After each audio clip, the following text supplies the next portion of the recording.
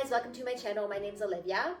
So one of the most important things to do after a spinal cord injury is your skincare, and I'm not talking about the whole like beauty type thing, but more taking care of your skin, especially below your level of an injury where you can't feel the pain and a pressure sore can occur.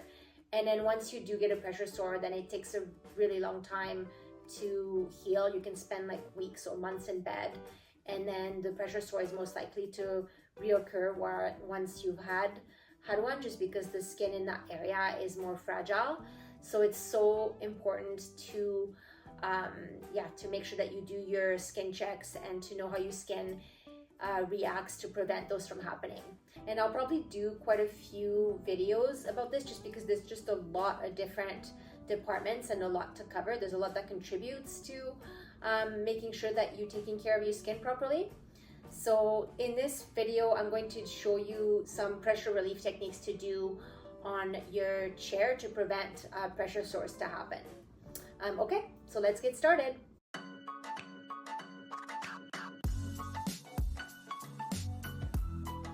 So from my own experience, I've been very fortunate that I've never had a pressure sore.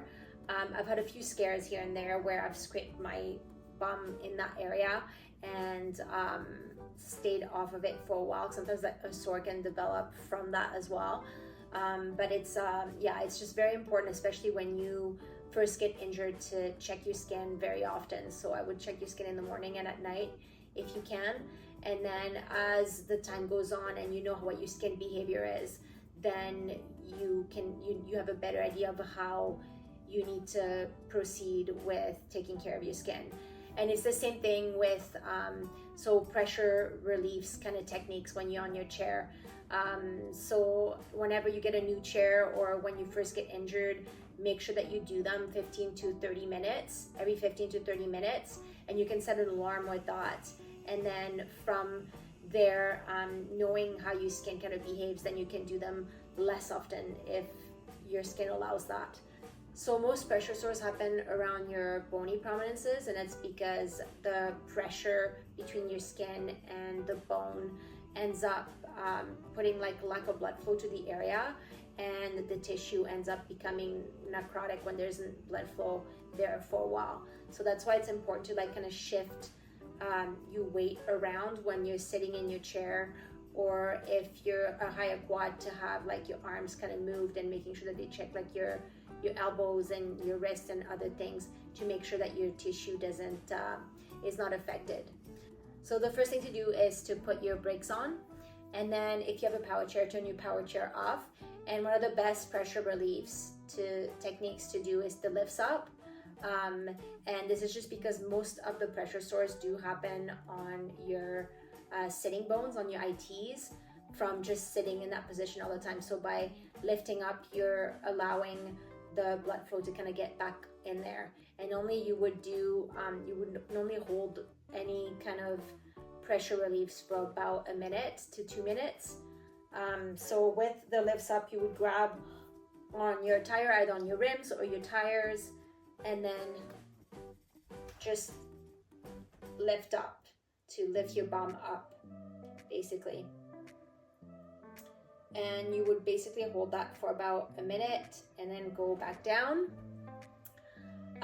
Another one that you can do is crossing your legs. So if you can actually like shift this, allows you to shift your weight from one sit bone to the next, and you could actually be sitting like this for about half an hour, 30 minutes, and then shift to crossing the other leg over. So another one would be you could actually like lean from side to side. So go on one side and you can actually like hold, if you didn't have I wasn't going to use the cut, you could actually hold on your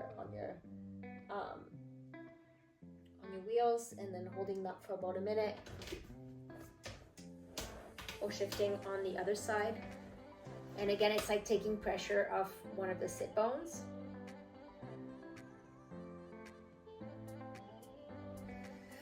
If you do have a power chair, you can also like lean the chair like backwards. So going from like sitting to lying down for about a minute or two and then going back up. And then the other one is leaning forward. So you could be leaning forward, and again, this takes the pressure off your sit bones.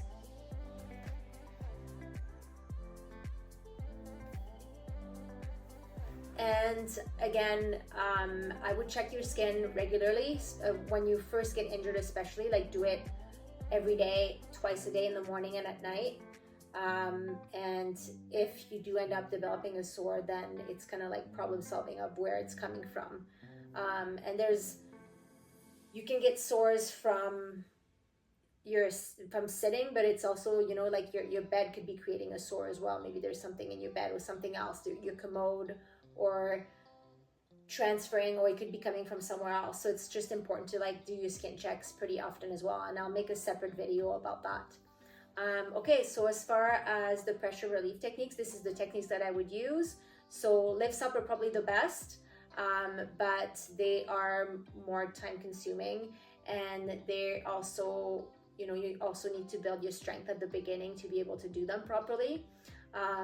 And then you have like the lean forwards, crossing your legs from one side to the other, leaning from side to side, and those are the pressure relief techniques that I use. So if you think anybody would benefit from something like this, please share it with them. And thanks for watching, guys, and we'll see you next time.